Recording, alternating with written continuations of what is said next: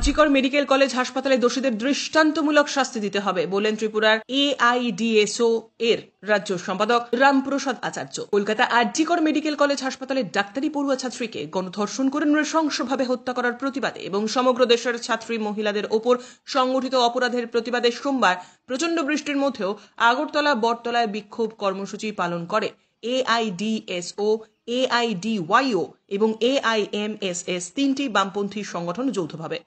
আরজিকর হাসপাতালের যে ডাক্তার ধর্ষণ ও খুন সারা দেশব্যাপী তার প্রতিবাদে উত্থাল আন্দোলন চলছে। আমরা আরজিকরের বিচার চাই, শুধু আরজিকর নয়, সারা দেশব্যাপী যে ক্রমবর্ধমান নারী নির্যাতন খুন ধর্ষণ চলছে তার আমরা প্রতিবাদ জানাচ্ছি এবং আমরা এই ছাত্র সংগঠন ডিএসও, ডিআইও এবং এমএসএসের যৌথ উদ্যোগে নারী নির্যাতন খুন ধর্ষণ বন্ধ করা, অশ্লীল বিজ্ঞাপন বন্ধ করা, মোবাইল ইন্টারনেটের মাধ্যমে যে অশ্লীল বিজ্ঞাপন প্রচার হচ্ছে সেগুলি বন্ধ করা, মদ ও মাদক দ্রব্যের প্রসার বন্ধ করা সহ এই দাবিতে আজকে আমরা বটতলায় বিক্ষোভ দেখাচ্ছি। আমরা আপনাদের মাধ্যমে সারা রাজ্যবাসীর কাছে আমরা আবেদন জানাচ্ছি, এই নারী নির্যাতন ধর্ষণ খুনের প্রতিবাদে ছাত্র আন্দোলন, যুব আন্দোলন, মহিলা আন্দোলন গড়ে তুলুন।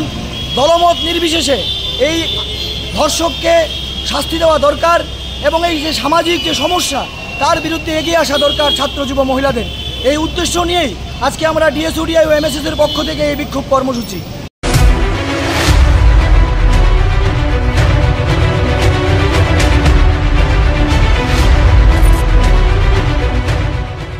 উপস্থিত ছিলেন ত্রিপুরা এআইডিএসও এর রাজ্য সম্পাদক রামপ্রসাদ আচার্য সহ অন্যান্যরা।